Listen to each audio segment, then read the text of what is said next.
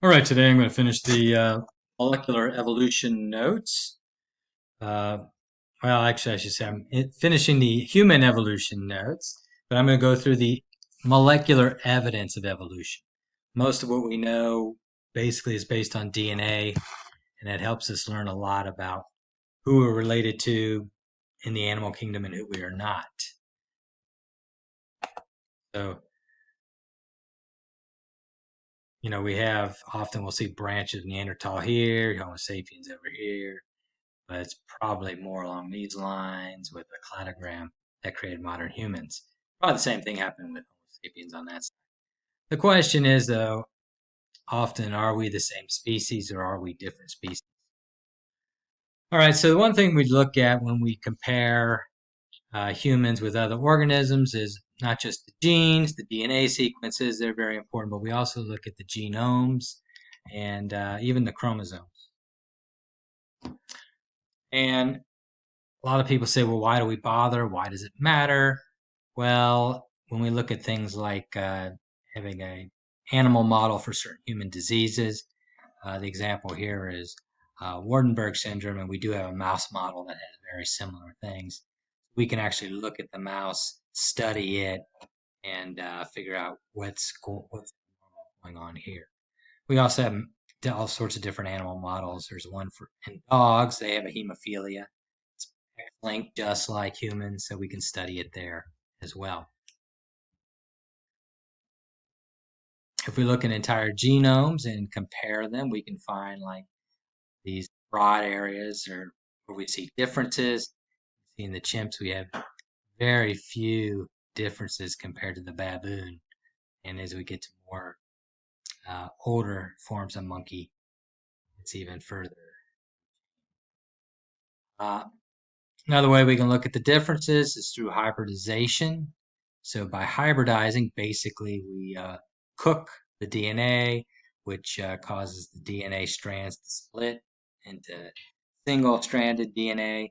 It wants to be double-stranded, so it's going to hook up with something. So if we add chimpanzee DNA, it'll start finding the match sets and they'll come together. Or we can do it with chicken DNA. And this will be the results where you can see these kind of bumps here, where we can actually count those bumps. And that tells us how many differences there are between chimps and humans and chickens and humans. As you can see here, there's fewer differences with chimps. And when we kind of look at it, it turns out that only 98.7% of our DNA is actually is the same. We have the same genes for the most part. Not much difference. So what makes us human? Well, definitely hair coverage. Chimps and gorillas have much more hair coverage, as do most mammals. We do not. We have a problem in our keratin gene that affects that coverage. We have the ability to speak, called the FOXP2 gene. And we see that among most of the hominids, all the things that became human. Hemoglobin genes, because humans have a longer embryonic period, we see different hemoglobin occur, and we don't see that in the chimps per se, because they don't have as long in their gestation period. So what makes us different may not be actual genes, but the gene expression.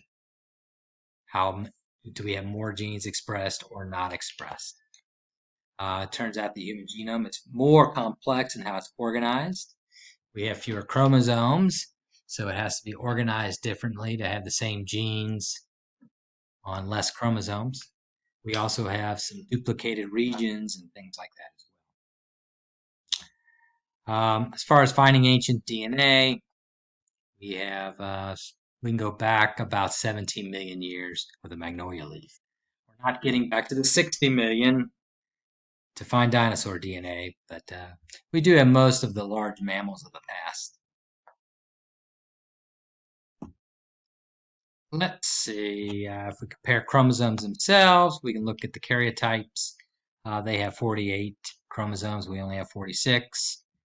When we look at us between us and the other great apes, there's some inversions. We look at between apes and other primates, you'll find there's trans DNA moved from one spot to another. All X chromosomes are the same in all mammals. That doesn't change. And if we look at the chromosome bands between us and humans, you'll see there's very little between us and the great apes, the gorillas and the orangutans and chimps. Monkeys, a little bit more differences in banding, more in cats, and a lot more in mice. You can compare horse DNA and human DNA in terms of where our chromosomes are. So our chromosome 1 would be found on their chromosome 17, at least some of the genes are. Their chromosome 1 has it's like 17, some of 15, and some of 2 on their number 1. So it's all over, organized differently.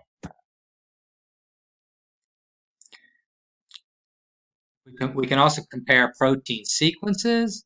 So we can look at which amino acids are in the protein, and that can tell us something. Like cytochrome C is involved in energy production. It's found in mitochondria. If it's not working, you're not alive.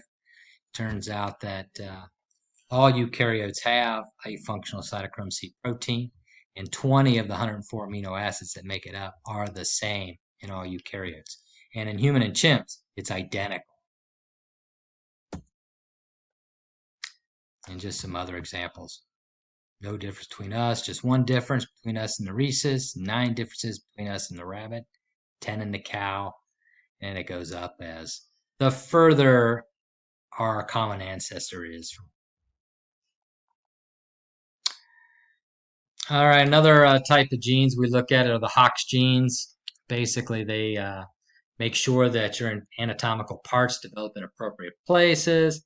Very little has changed in these. They basically control the order in which the embryo will turn on these genes.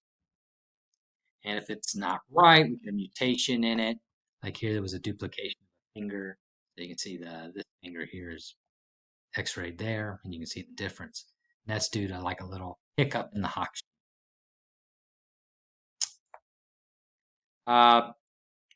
By looking at the molecular clock, we can measure how far apart we are from 2 different species.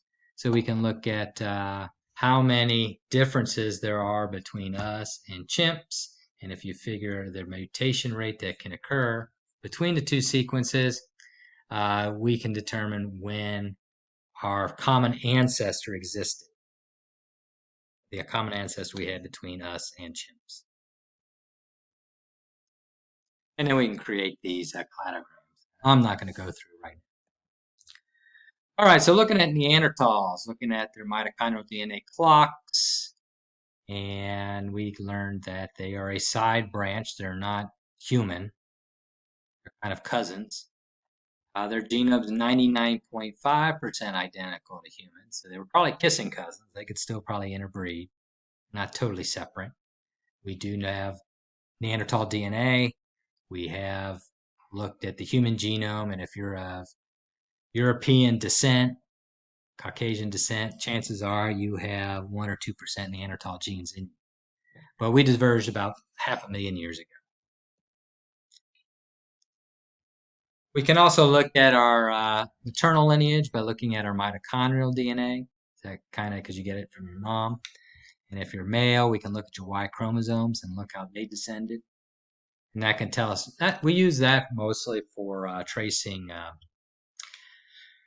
migrations from Africa, how we got out of Africa.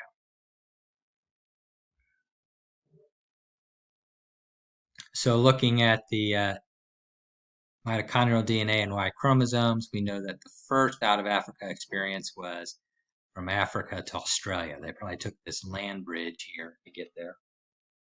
But the oldest form of humans in terms of DNA would be the natives of the Kalahari Desert, the Bushmen of the Kalahari Desert, and they are very closely related with mitochondrial DNA and Y chromosomes to the Aborigines of Australia. The next invasion left Africa and into Asia. So remember Homo erectus, he's around here, but these Homo sapiens are moving in and dislodging them. They moved here. And actually, they would have came up here, crossed the land bridge, Americas as well. And then the last invasion was one into Europe. Notice it's a roundabout way, so we find these weird Caucasian groups here and there. And we do find a few. So this group would have been the Caucasian groups, the ones that descended from Asians. We do find a few weird groups, outliers here. There's one in New Zealand as well. Did leave. They did. Most of them went into Europe, but not all.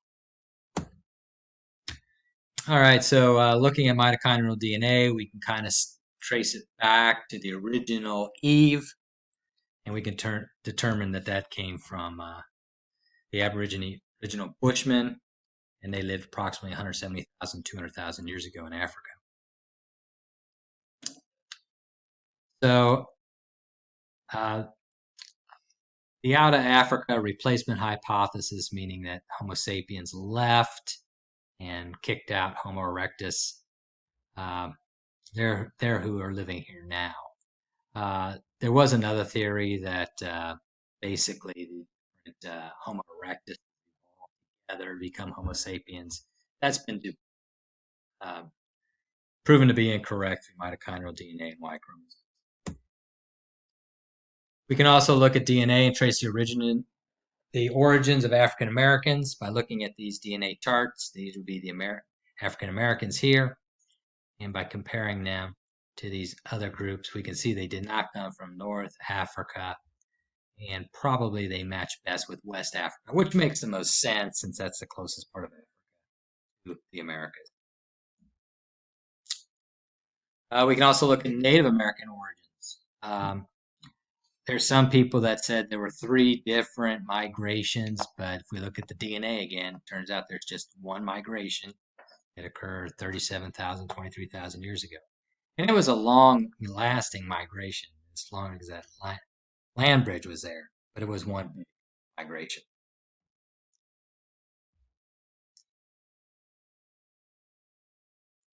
Kind of came down this way, down into South America. Eventually, once the ice retreated, they were able to move into the United States and Eastern. All right, finally, we're going to end pretty much where we started with eugenics. So remember, eugenics is the idea that we control human reproduction for a better society. So we're practicing natural selection of Mendel's laws. That's the idea. It's really hard to practice in reality, though. We look at some of these things that went on. You probably can't read most of these laws, but most of them were actually done in America. America did more eugenic laws than any other country in the world. Nazi Germany basically started their situation based off of the American experience. They're using our laws. And actually at the Nuremberg trials, they were using our laws to defend. So anyway, that ends human evolution. And hopefully you got something out of